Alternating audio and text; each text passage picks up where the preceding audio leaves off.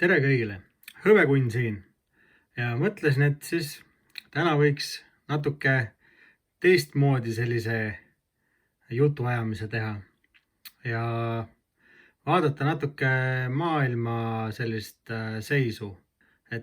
Vaatame, mis me siit õpime või mis keegi äkki saab natuke targemaks mingil teemal. Nimelt siis Hiinal oli plaan hävitada kõik USA ärid. Viimased nädalad siis arutasid USA ja Hiina asjade vahetusdiili üle. Hiina salaja saatis kirju aga teistele riikidele, et nad enam ei ostaks ega saadaks USAle asju. Kuid üks riik edastas info siis Trumpile. Kirjad edastati USAle ja seal oli kirjas, et 1. november 2025 tapame USA majanduse. Kuid õhus oli küsimus, et miks Hiina üldse üritab midagi sellist, kuid vastus peitub suures monopolis, mida juhtis kunagi USA. Nimelt riigikaitsesüsteemid, relvad, raketid, kiibid, meditsiin, sõidukite tehased. See valdkond vajavad kõik maa-aluseid metalle. Ja tegelikult need ei olegi nii haruldased, kuid neid ei saa kasutada koheselt. Maa-aluseid elemente on kokku 17, näiteks raud, vask ja alumiinium on väga vajalikud paljudes asjades ja mängivad suurt rolli tänapäevases tehnoloogias. Nende unikaalsed omadused on need, mis suurt rolli mängivad, nagu näiteks magnetid, kuuma taluvus ja valguse peegeldus.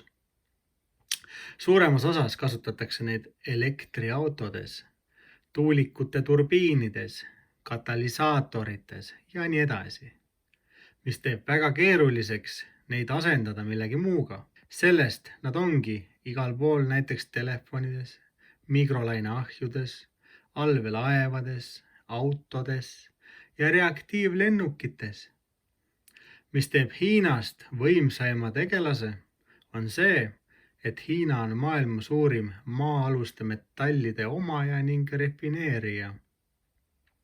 Kõige vajalikum asi, mida Hiina toodab, on kuumakindel ning vibreerimist mitte kartev stabiilne magnet, mida saadakse maa-alustest metallidest. Seda kasutatakse kõikides elektrimootorites, ehk need taluvad kuumust, vibratsiooni ning enamjaolt neid kasutatakse autodes. Küll enamjaolt elektriautodes, kuid on väga vajalik ka tavaautodes. Maa-aluseid metalle tavaauto puhul kasutatakse õhufiltrites, väljalaskesüsteemi sensorites, elektrimootorites ja isegi kõlarites. Ja hübriidautod vajavad isegi rohkem ja elektriautod kõige rohkem. Ja siin on juba teada, kes juhib maailma elektriautode turgu. Muidugi Hiina. Hiina on müünud 4,27 miljonit elektriautot ja üle võtnud Tesla ning saanud suurimaks elektriautotootjaks maailmas. Hiina on suutnud pakkuda odavamat hinda, paremat vastupidavust ning pikemat sõidukaugust kui Jaapan, USA ning Euroopa. 60% elektriautodest 2025 aastal, mis on müüdud, on tehtud Hiinas. Aga miks? Sest Hiina omab maa-aluste metallide suurimat turgu.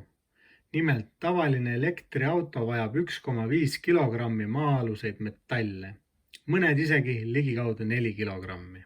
Probleem polegi see 4 kilogrammi, mis maksaks 70–200 eurot, vaid see, et ilma nende metallideta ei saa autot isegi valmistada. Ja seal Hiina võidabki oma metallidega. Muidugi leidub ka teistes riikides metalle, aga nende töötlemine on teine teema. Protsess on mega kallis, ohtlik ning tänapäevast tehnoloogiat vajab. Kivikamakast eraldamine ja refineerimine ongi number 1, miks paljudel riikidel pole seda võimalust. Sellise refineerimisega on muidugi veel igasuguseid riske. Näiteks, kui Hiina USAlt üle võttis refineerimise, Eiras ta kõiki reegleid ning mitukümmend aastat lasi sellisel viisil täiskoormusel ning tänaseks omab 90% maailma refineerimisvõimalustest, 69% maa-aluste kivide produktsioonist, 85% kergetest maa-alustest metallidest ja toodavad 100% kõiki maa-aluseid metalle. Ehk siis ta lihtsalt ei domineeri, vaid omab põhimõtteliselt kogu maailma toodangu ketti kaevandustest kuni mootorini välja. Ja ta lihtsalt ei teeni raha, vaid võib ühe kraani kinni keeramisega suretada välja mis tahes autotehase. Kuid alguses, kui Hiina USA-lt üle võttis, oli see üsna katastroofne. Olgugi, et elekter ja muu oli mega odav ja 14 aastaga ületas Hiina seda, mida USA oli pea 60 aastat teinud, olid tulemused Hiinas rängad. Hiina väljakaevamised sööstsid 8,5 meeter tonnilt 48 meeter tonnini ja maailma tasemel 21,4%-lt 60% peale. Kuid 1980 aastal oli kogu see protsess võrdväärne tuumaenergiaga. Aastal 2000 liikus kogu kraam USA-st Hiinasse, millega refineeriti. Probleemideks said vee uputused, mürgiste ainete paigutamine ja reguleerimata kaevamine. Samal aastal oli Hiinas 247 vähiküla, eriti kaevanduskülad. Et kogu seda kaevanduse teemat üleval pidada, siis maksti selles inimeludes. Nii lihtsalt oli. 2012 aastal võeti uus seadus vastu, et inimesed, kes on vangi minemas või välja saamas, pannakse kaevandustesse tööle. Samuti ka inimesed, kes surma ei karda.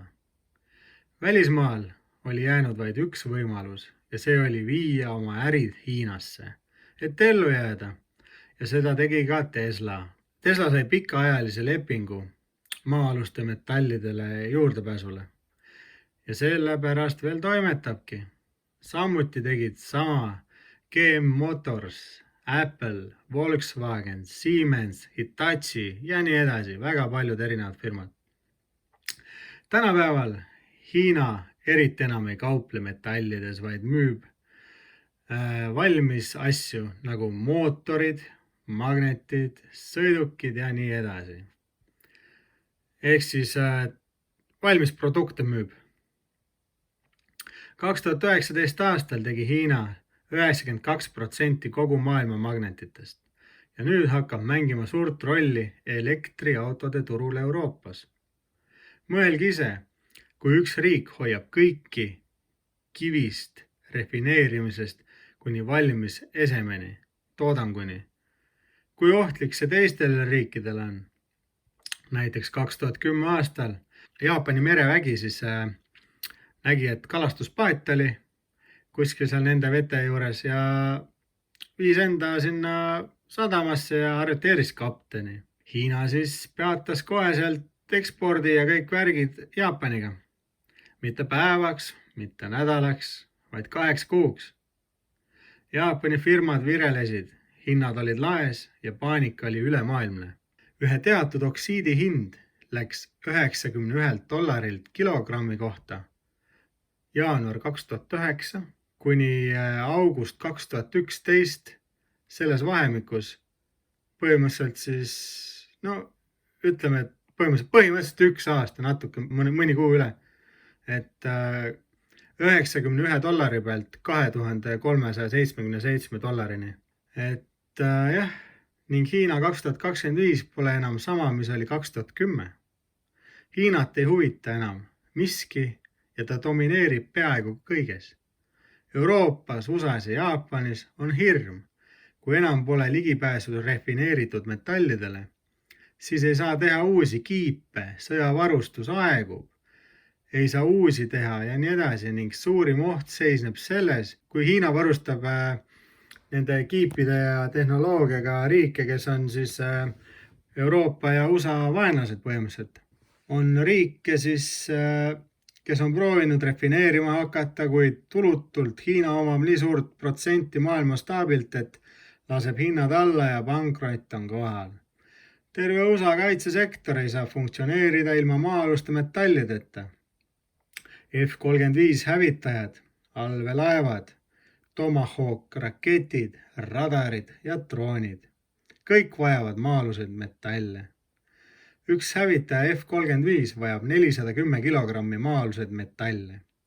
Aga tõsi on see, et USA on juba maas kaitsesüsteemide ja Hiina ainult areneb. Ühesõnaga, Ameerika sõjatööstus on juba Hiina omast maas ja Hiina teeb seda juba 5–20% kiiremini kui USA ja on jõudnud USA-st ette. Ja seda ei maininud keegi hiinlane, vaid USA kaitseminister ise. USA lubas 2027 avada uuesti oma refineerimistehased ja täiel võimsusel käima panna. Praegu need käivad labori tasemel. 2025 sai USA kätte 1 tonni, aga Hiina 138 tonni kergeid metalle. Ehk USAs küll veel ei käi täiel võimsusel tehased, kuid Hiina lihtsalt on nii palju kõigest ees. Muidugi on hakanud paljud riigid nüüd taas kasutama ning jääke uuesti refineerima. Sellest on küll kasu, kuid puudu jääb kõvasti. Ühesõnaga meie teha jääb vaid füüsilisel kujul kulda ja hõbedat kõrvale panna ja loota, et pensionieas elame normaalset elu. Muidugi on ka teisi väärtuslikke metalle, aga paljud nõuavad ruumi või pole kergesti kättesaadavad. Mõtlesin siis, et räägiks teile natuke midagi sellist, et Hiina siis põhimõtteliselt omab kogu maailma turgu ja hetkeseisuga temale vastaseid ei ole. Ja nagu ma siin eelnevalt olen rääkinud, et nende maa-aluste metallide hulka käivad ka kuld, hõbe, plaatina ja igasugused kõik muud raskesti kättesaadavad metallid. Ja kui rääkida kuningate rahast, kullast ja hõbedast, seda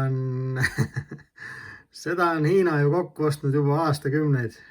Siis kui kõigil teistel savi, Hiina samal ajal ostis kokku kõiki kuradi tehaseid, kaevandusi üle maailma.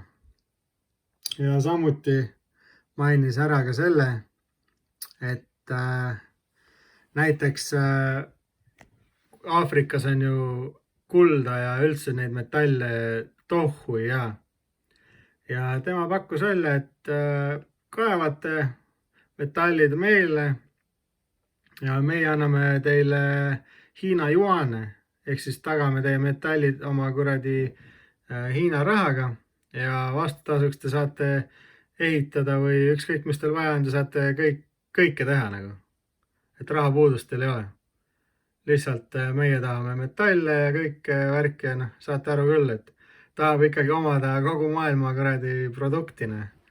Et selliseid võimalusi pakub siis riikidele. Et paneb kas või oma kaevandused kõik asjad püsti, aga aastataseks siis saavad seal ehitada ja möllata ja teha. Aga ma ei tea. Eks näha ole, mis tulevik toob. Mina olen ikkagi enda nõul, et mis ei ole sinu käes, seda sai oma. Siin küll mul on puhtad vasekangid sellised, aga siin tagapool on üks hõbekang. Puhas hõbe, 99,9%. Et kuld, hõbe. Küll aga on hakanud ka vask tõusma, aga vask nõuab tohutult ruumi, kui seda suurtes kogustes nagu võib-olla niimoodi koguda või kõrvale panna.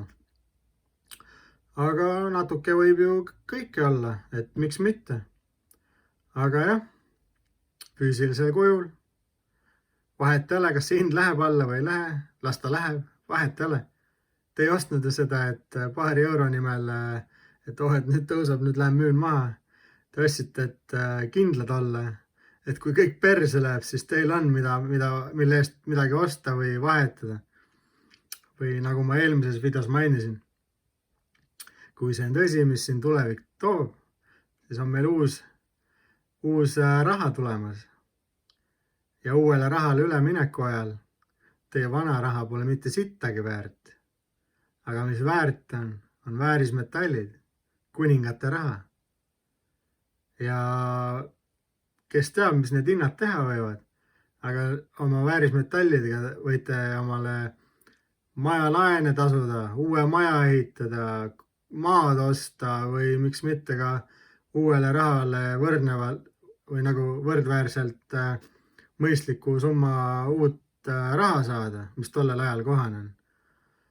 Aga kui need rahad, mis meil praegu on, näiteks dollar, euro ära peaks kaduma ja kui keegi tahab neid nagu üle konvertida nagu siis uueks rahaks või mis iganes meil tulemas on, ega need ei ole väga palju väärt.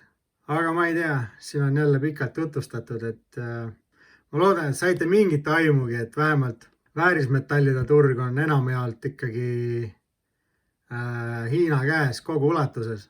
Olgugi, et Mehhikol on maailma kõige suurim hõbedakaevandus ja igasugused Austraaliad ja palju riike on, vaata, kes kaevandavad neid välja, et selles suhtes. Aga kogu see suuruselt, see refineerimine ja kõik on põhimõtteliselt Hiina number 1. Ja kui ta lõpuks peaks jõudma veel nii kaugele, et ta kontrollib väärismetalle 100%, et temal on kogu ülemvõim teiste riikide üle, et siis hakkavad need asjad ikka väga keeruliseks minema. Et mida mina soovitangi, et pange kas või untsi kaupa kõrvale, kas või 6 1 unts ja vähemalt teil on midagigi. Aga need, kellel ei ole midagi, siis nende tulevik võib-olla nii helde ei ole. Aga siin oli hõbekunn ja näeme järgmises videos. Olge tublid. Tšau!